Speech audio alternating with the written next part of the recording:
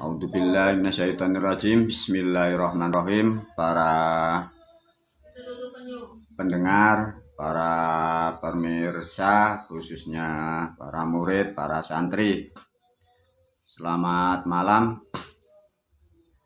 Pada malam hari ini guru memberi pemahaman dan penjelasan tentang syukur.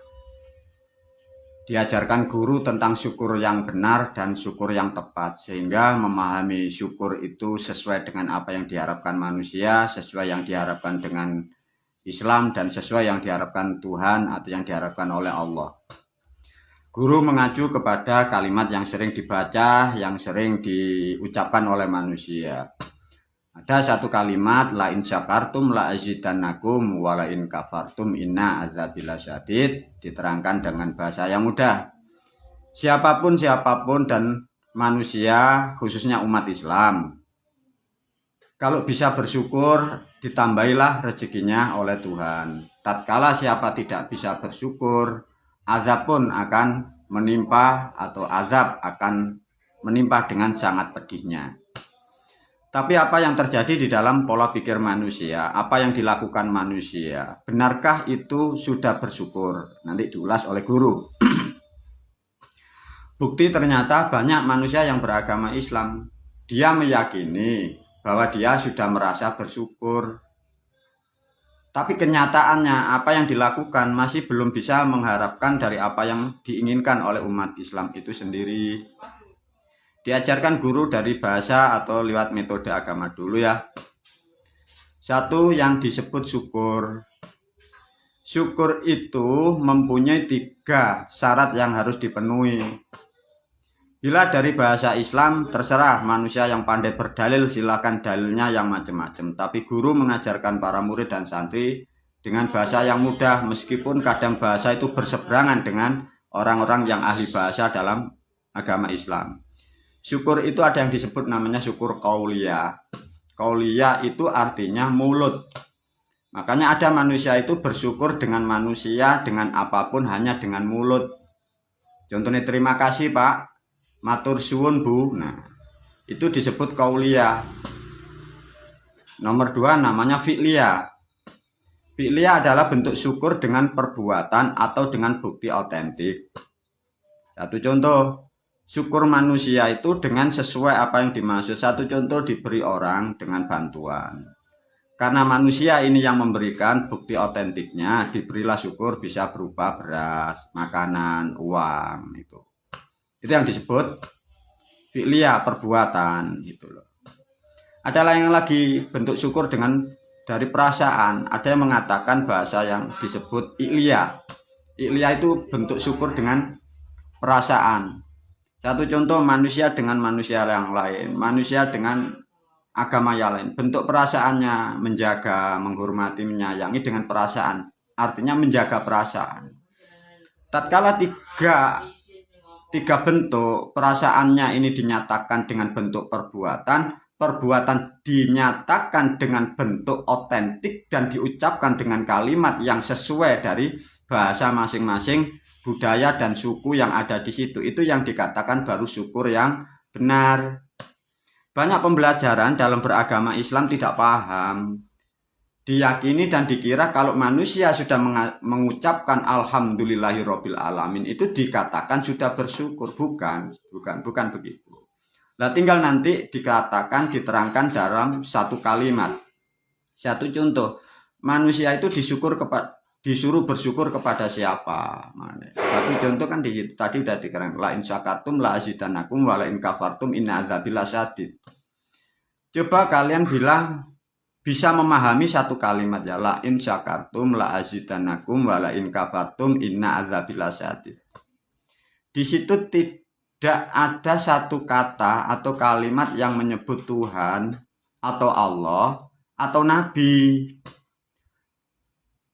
Di situ manusia itu terobsesi karena kalimat itu ditulis di dalam bahasa Quran, sehingga mengasumsikan manusia itu disuruh bersyukur kepada Allah. Padahal dari perintah, kalimat perintah, substansinya tidak ada. Ini kadang tidak dipahami juga orang-orang yang ahli agama. Diantem kromo. Kalau di dalam Al-Quran ada kata syukur, langsung masuknya ke Allah. Lah itu pun juga jadi pemahaman yang berbeda. Semoga ini buat pemahaman. Oh begitu aja Pak. La in sakartum la azidannakum. Lu enggak ada itu. Enggak ada nyebut Allah, nyebut Nabi, enggak ada. Itu hanya menerangkan satu kalimat. Siapapun yang mau bersyukur akan ditambahilah rezekinya. Bila tidak mau bersyukur, dia akan menerima azabnya. Tinggal pertanyaan kalimat, syukur itu kepada siapa? Nah, begitu loh. Kita uji. Guru pun juga menguji para murid, para santri, juga para pemirsa, ya. Syukur sing bener, syukur yang benar itu kepada siapa? Itu cara berpikirnya begitu. Kalimat ini sama nanti kalau para murid, santri, para pendengar dengan orang-orang yang sok kadang merasa paling benar. Sehingga manusia melakukan sesuatu itu dikatakan salah bagi mereka karena katanya syirik, musyrik. Nah, itu harus kembali kepada merujuk kepada kalimat ini kalau Anda lagi berdebat tentang agama. Ini coba dibahas dulu ya. Syukur yang benar itu kepada siapa? Caranya begitu. Bahasa Jawanya apa? Syukur sing bener nang sopo. Ini harus terpecahkan dulu.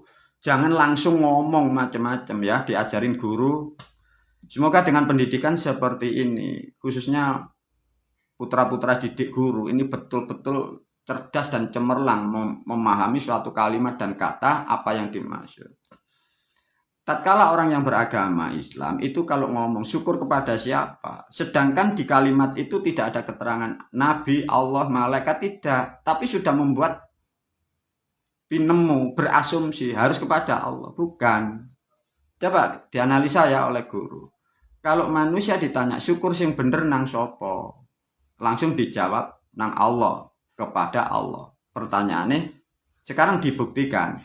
Satu contoh, ada manusia karena ingin mempunyai keturunan, sehingga dia putranya lahir dari hamil sampai lahir. Tatkala manusia itu dilahirkan, orang tuanya bersyukur kepada Allah. Apakah langsung sholat? Nah, satu contoh, ibunya yang melahirkan, ibunya seorang muslim, lahir procot, alhamdulillah ya Allah. Apakah langsung sholat? Apakah hanya mengucapkan itu sudah bentuk syukur? Sedangkan syukur tadi harus memenuhi 3 perkara atau 3 substansi. Coba kalau jawabannya syukur pertama kepada Allah, bagaimana umat Islam kepingin punya putra, sebagai pemula agama Islam, sebagai wanita, dia melahirkan anak, langsung syukur kepada Allah, langsung sholat. Bisa enggak dilakukan? Enggak bisa. Loh, kenapa kok guru membuat satu percontohan di mana sholat? Karena sholat itu diidentikan syukur kepada Allah. Nah, ini guru membuat jawaban dari Quran itu sendiri. Nah, artinya kan jawaban itu salah. Diterangkan lagi, dijabarkan lebih luas. Kalau digambarkan bahwa Tuhan itu berumah atau mempunyai rumah, meskipun itu pralambang simbol Baitullah, rumah Allah. Kalau orang di Jawa melahirkan, mempunyai anak, karena sangat bangganya, apakah bapaknya langsung pergi ke Ka'bah? Nah, tidak bisa diterangkan karena ada pemahaman yang yang salah. Lantas bagaimana guru yang tepat? Coba dipahami. Ini tidak bisa dibantah karena kebenaran. Syukur sing bener iku nang sopo. Syukur yang benar itu kepada siapa? Jawabannya satu yang tepat. Syukur yang benar ya kepada siapapun yang telah memberi. Nah, ini baru kejawab. Jadi sudah dipahami ya, syukur sing bener ya syukur nang sapa ae sing menehi. Nah, syukur yang benar ya kepada siapapun yang telah memberi. Satu contoh kita tahu di jalan yang nyata, bersosial, bermasyarakat, kita diberi manusia si A. Ya kita bersyukur kepada dia karena dia telah memberi kepada kita. Sebagai manusia kadang kita pun sadar dan menyadari. Kita bisa kecil, bisa makan dengan mudah. Karena yang memberi makan itu melewati orang tua. Ya kita harus bersyukur kepada beliau orang tua. Sebagai manusia bisa makan, bisa berteduh, bisa bermain, bisa bertamasya. Kita hidup di negara Pancasila. Ya kita bersyukur kepada negara. Caranya beda. Kalau bersyukur kepada manusia, satu contoh dengan orang tua, caranya kan ada, memberi makanan, memberi perbuatan, memberi ucapan, memberi perilaku, bahkan bisa memberi sesuatu kepada orang tua. Itu bentuk otentik syukur. Nah, baru diterangkan kalau syukur kepada bangsa dan negara. Apa? Kita mengikuti aturannya, kita taat aturan dan undang-undang. Meskipun undang-undang itu sulit dan pahit, ya kita dituntut untuk mengikuti. Karena apa? Karena itu kebijakan negara. Meskipun hati ini kadang sulit. Nah, itulah yang bentuk dikatakan syukur. Bukan terbolak-balik, hanya alhamdulillah, tidak ada bukti otentik itu. Itulah yang disebut syukur. Lah nanti ada pemahaman yang lain. Karena sudah dijawab bahwa syukur yang benar adalah kepada siapapun yang memberi. Nah, nanti ada namanya makhluk. Hewan aja. Hewan, satu contoh kalian ternak. Ternak apapun. Dari Anda berternak dengan kambing, sapi, kerbau, ayam. Bentuk syukurmu kepada hewan gimana? Bukan hewan itu kalian puja. Bentuk syukurmu menjaga sebaik mungkin. Kandangnya dibaik, kandangnya dibersihkan, kesehatannya dijaga, makanannya dicukupin. Itu bentuk syukur. Nah, itu syukur kepada peliharaan. Semoga dengan penjelasan sesimpel ini sangat mudah dipahami. Sehingga barangkali kemarin masyarakat, para pendengar, khususnya para santri, ada yang salah, dibenahi. Baru masuk lagi ke tatanan, nanti ada namanya makhluk gaib. Ada nanti ada yang tidak kelihatan, ada nenek moyang, ada penguasa kampung. Bagaimana nanti diajarkan guru? Kenapa? Karena adanya mereka, adanya beliau-beliau, adanya para moyang, itu yang membentuk struktur, aturan, sistem, bahkan pertanian, ilmunya, itu sudah dibekali nenek moyang kita dulu. Bagaimana kita bisa melupakan? Ya tidak bisa, karena apapun yang ada di dunia sekarang itu jasa mereka, jasa beliau-beliau. Karena kita, para pendengar, memahami yang salah. Semua di-justice hanya Allah. Sehingga manusia yang berjasa, yang telah berbuat, kalian lupakan, kalian tinggalkan. Nah, itulah yang disebut syukur harus memenuhi 3 perkara. Qauliyah ucapan, fi'liyah perbuatan, 3 adalah perasaan. Semoga dari pemahaman ini sangat mudah dipahami dan dicerna. Untuk mengembang lebih dalam yang paling pokok, kalau sudah ketemu siapapun yang telah memberi kepada kita, kepadaku, di situ tempat untuk bersyukur. Masuk aja yang terdalam. 1, nanti kepada syukur pribadi, ada sedulurmu sing gak ketok. Di dalam keluarga kita punya suami, punya istri, punya anak. Nah, sekarang bentuk bagaimana cara syukur kepada istri, kepada suami, kepada anak, kepada karyawan. Nah, itu yang penting kalian lakukan, terutama yang paling terpokok. Kadang permasalahan yang paling pokok itu di keluarga, kita lupa untuk bersyukur. Ya memang kadang sulit, kadang keluarga itu tidak sependapat. Ya memang nyatanya begitu, itu pun juga keluarga kita. Seburuk apapun ya memang keluarga kita, tapi kita wajib menerima dan selalu bersyukur karena ya memang begitu manusia. Tapi dengan cara syukur yang baik, kita nanti akan menjadi keluarga yang indah. Mungkin juga istri kadang pun juga tidak sependapat dengan kita. Ya memang begitu manusia. Suami sama, kadang mempunyai perilaku pola pikir yang tidak seperti yang kita harapkan. Ya memang begitu manusia, tapi tetap kita harus bersyukur, saling menyayangi. Sesulit apapun kita belajar untuk melatih. Demi kita juga, demi keluarga kita, juga demi anak-anak ke depan. Semoga pemahaman syukur ini sangat mudah dipahami. Sekarang dikembangkan lebih jauh tentang bahasa syukur. Guru berharap ya, putra-putra didik ya, semoga mempunyai kapasitas yang intelektualnya tinggi, tajam menganalisa suatu bahasa dan kalimat. Manusia diterangkan dengan bahasa itu syukur. Apa sih mbah syukur itu? Diterangkan lebih detail oleh guru ya. Syukur itu bahasa Jawa. Syu itu mempunyai makna lebih. Kur itu ukuran. Tatkala manusia atau kita tahu lebih pada ukuran, itu nanti baru bisa syukur. Satu contoh begini. Lu saya ini ndak bisa, kok nyatanya ditolong itu jadi bisa. Lu saya tidak membuat, nyatanya kok dapat itu. Merasa tidak mampu kok bisa begitu. Sehingga ada sesuatu yang lebih. Satu contoh, kita ingin makan satu piring kurang. Karena saya kurang, tidak mampu. Ada manusia yang lain memberi. Sehingga kita tahu dari ukuran. Oh, syukur itu begitu. Jadi syukur adalah sesuatu yang lebih kita bisa mengukur. Karena lebihnya dari makhluk lain, dari alam lain, atau dari luar. Karena masuk kepada kita hal yang lebih.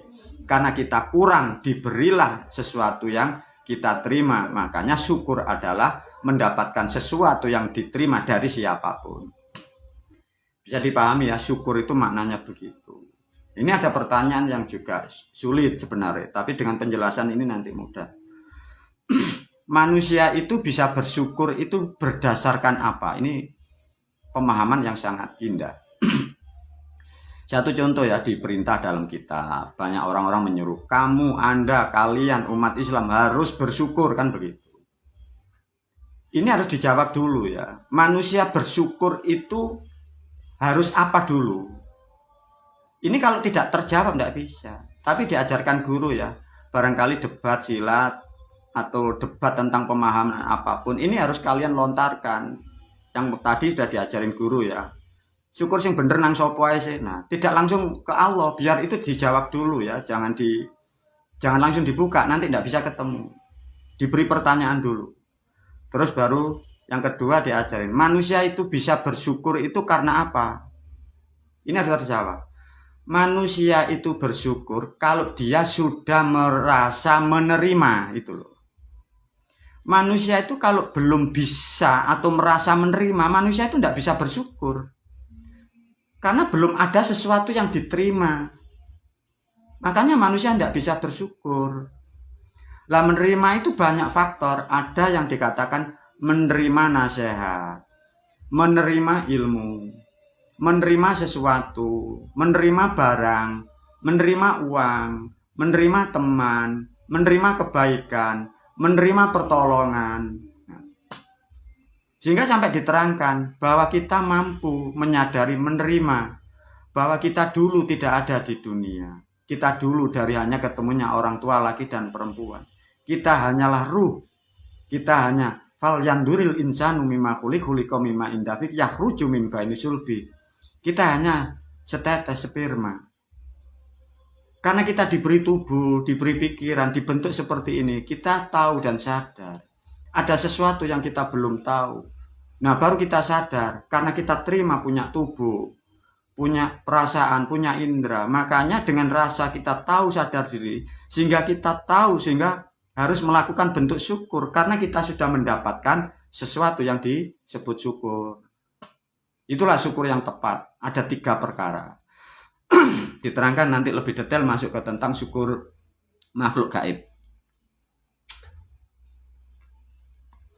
Satu contoh. Ini mendekati atau masuk di bulan Ruwah atau Sya'ban, guru atau leluhur mengajarkan ritual namanya megengan. Megengan sudah diterangkan guru, maknanya menghormati jasa-jasa beliau, terutama orang tua yang meninggal, bapak dan ibu yang meninggal, laki dan perempuan yang meninggal, nenek kakek laki dan perempuan, buyut laki dan perempuan, makhluk seluruh dunia. Karena adanya kedua makhluk itu, kehidupan berjalan sampai sekarang, disimbolkan apem dan pisang.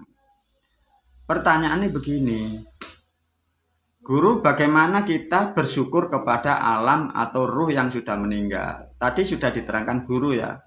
Syukur itu dikatakan benar, itu kalau memenuhi 3 perkara. 1 ucapan, 2 perbuatan, 3 perasaan. Itu rumusnya. Nah, sekarang kita dikembangkan lagi oleh syukur kepada siapa tadi? Ya kepada siapapun yang telah memberi. Dengan kesadaran kita dibesarkan, dibantu para orang tua yang sudah meninggal. Sehingga dengan pemikiran dan perasaan kita tahu jasanya beliau. Nah, sekarang beliau sudah di alam arwah atau di alam ruh. Nah, sehingga bentuk fi'liyah atau bentuk otentik syukurnya sudah tidak berupa uang. Nah, baru ketemu. Karena leluhur yang sudah meninggal itu sudah sesuatu hal yang disebut itu ruh. Ruh ya, terserah mau bahasa apapun guru mewakili atau memakai bahasa ruh. Karena nanti mudah dicerna ya, ruh. Ini baru diterangkan lebih detail ya. Kalau manusia yang kasar seperti kita, memang tubuh kita mengasup makanan kan nasi sudah kelihatan. Tapi pada hakikatnya sari nasi, sari makanan ini yang diambil sarinya pada hakikatnya semua. Buah-buahan, makanan, daging apapun itu hanya diambil sarinya. Artinya ruh kita ini mengambil sarinya. Ini kadang pembahasan ini kurang detail sehingga jadi pemahaman yang tidak tepat ya. Kalau sudah tahu bahwa ruh ini mengambil sari-sari yang ada. Sedangkan ruh yang meninggal butuh apa? Diterangkan agar ini bisa dipahami untuk bisa dibagi dengan yang lain. Karena leluhur atau megengan itu sudah berupa ruh. Ruh itu bisa makan atau bisa konsumsi atau bisa nyaman ya. Nanti beda pemahaman. Kalau manusia ngomong makan, gambarannya ini dimasukkan di mulut. Tidak. Makan itu belum tentu harus melalui mulut. Menelan belum tentu harus lewat mulut. Satu contoh, ada bahasa, manusia itu ditelan ombak. Apakah ombak ada mulutnya? Tidak.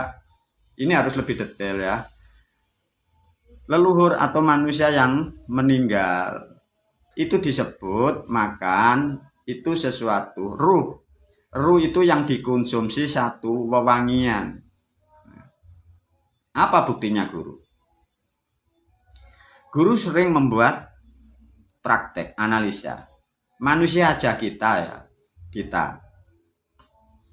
Coba manusia yang di dunia yang masih diberi kehidupan, kita punya ruh, punya tubuh. Coba analisa manusia kita mandi.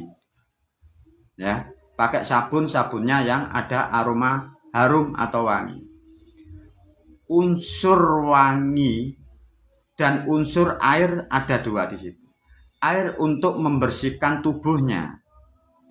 Lah, dari wangi sabunnya itu untuk membersihkan apa? Coba. Apakah bisa wewangian itu untuk membersihkan tubuh? Tidak bisa. Tapi bukti dinyatakan dan terbukti. Dengan manusia ini menghirup, mencium wewangian setelah mandi. Apa yang dirasakan manusia? Hidupnya lebih damai. Hidupnya lebih bahagia.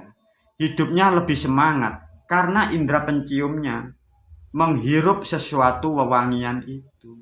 Nah, karena ruh leluhur yang sudah meninggal, itu sifatnya ruh tidak punya tubuh, tidak punya raga. Makanya ruh ini membutuhkan asupan wewangian. Udah ketemu jawabannya. Wewangian yang dibutuhkan ruh itu sudah menjadi ketetapan satu namanya bunga yang secara alamiah. Makanya ada kembang telon, sekar wangi, ada gading, ada kenongo, ada sekar namanya bore, ada sekar namanya di situ macan kera. Semua karena itu wewangian yang alami sesuai dengan roh. Ini sudah ketemu jawabannya. Mengapa kok pakai begitu? Ya karena leluhur ini berupa roh yang dikonsumsi, yang diterima itu wewangian. Nah, karena kembang bunga ini dayanya tidak begitu kuat, ditopanglah dengan namanya dupa atau kemenyan. Ditambah minyak bisa. Karena apa? Itu simbol wewangian. Semoga ruh yang meninggal mengharapkan wewangian ini sehingga rohnya seperti manusia kita. Roh kita kalau mengasup sesuatu wewangi, hidupnya semangat, hidupnya berbunga-bunga itu. Artinya wewangian itu dimakan atau dicium. Tidak. Diterima dari ruhnya itu loh. Paham ya? Wewangian karena ruh. Ruh butuh wewangian. Nah, lebih otentik lagi, jangan sampai salah langkah. tatkala ruh yang sudah meninggal diberilah wewangian berupa kemenyan, dupa, bunga. Wewangian kalau ini sudah kau lakukan, berharap leluhur mendapat asupan wewangian sehingga ruh ini menjadi baik, menjadi nyaman. Buatlah perbuatan yang simbolnya wewangian. Apa maksudnya? Setelah kirim doa, berharap nenek moyang leluhur kita mendapat harum wewangian, rubahlah hidupmu, perilakumu lebih baik, dimaknai hidupmu lebih wangi dari perbuatanmu, namanya berakhlakul karim atau mempunyai perilaku yang baik, terutama dengan keluarga. Ini nanti keluarga nenek moyangmu, leluhur kita yang meninggal, itu sangat bangga. Karena dari anak cucunya yang di dunia, tidak hanya mengirim wewangian, tapi dia mampu menciptakan perbuatan yang wangi, sehingga nenek moyang leluhur yang meninggal, dia tanpa diberi wewangian pun dia sangat bangga dengan perilaku putra-putranya, anak-anak, cucu-cucunya. Ini kadang miss masyarakat. Dikirimi kemenyan yang meninggal, setelah kirim wewangian, di dunia perilakunya ndak wangi, menipu, memfitnah, serik dengki, menyala-nyalain orang lain. Ini perbuatan yang busuk, artinya tidak connect dengan yang apa kalian lakukan dengan para leluhurmu yang sudah meninggal. Semoga pemahaman ini menjadi satu pemahaman yang sangat mudah untuk menjadi pengertian yang sangat mutlak. Artinya melakukan hubungan interaksi dengan ruh memberi wewangian itu sedikit pun tidak ada larangan oleh Tuhan dan tidak ada agama yang bisa melarang. Karena sudah dijawab oleh guru bahwa ini bentuk manusia, hormat, mengikat dengan para leluhurnya. Ini bisa diajarkan kalimat ini kepada orang-orang yang salah persepsi, orang-orang tidak mengerti, mengkafirkan, memusyrikkan. Sekarang dibuka, dijelaskan oleh guru bahwa terjawab dengan rasional, dengan pemahaman yang sangat mudah oleh dipahami. Kita ambil dari negara yang lain. Coba kita ambil aja negara yang kecil. Satu contoh Jepang. Jepang itu ada sebagian manusia menjalankan ritual menghormati nenek moyangnya. Tapi jarang pun yang melakukan. Karena perilaku negara Jepang itu hidup sosialnya, warganya, itu perilakunya bagus dengan lingkungan, dengan teman, dengan keluarga, antar agama. Artinya tanpa sadar, suatu negara melakukan kebaikan, perilaku yang benar dalam keadaan yang nyaman, otomatis meskipun leluhur yang meninggal tidak diberi sesuatu wewangian, artinya leluhur yang di Jepang itu sudah terpenuhi cita-citanya. Kekurangan kita bagi pribumi, kadang kita datang ke tempat-tempat yang gaib, tempat-tempat makam. Setelah datang dari makam, kita keluar dari makam, perilaku kita yang tidak tepat, tidak benar. Dan sekaligus dimotivasi, katanya itu musyrik dan syirik, orang lain salah, malah jadi permasalahan di negara kita. Semoga pemahaman dengan yang sangat simpel, sederhana. Semoga tuntunan ini bisa ditangkap, bisa diterima oleh seluruh khalayak, baik dari Muslim, dari Islam, dari Kejawen, dari Kristen, dari Nasrani, dari Hindu, dari Buddha. Semoga apa yang diajarkan oleh guru manfaat di dunia wal akhirat. Terima kasih. Assalamualaikum warahmatullahi wabarakatuh.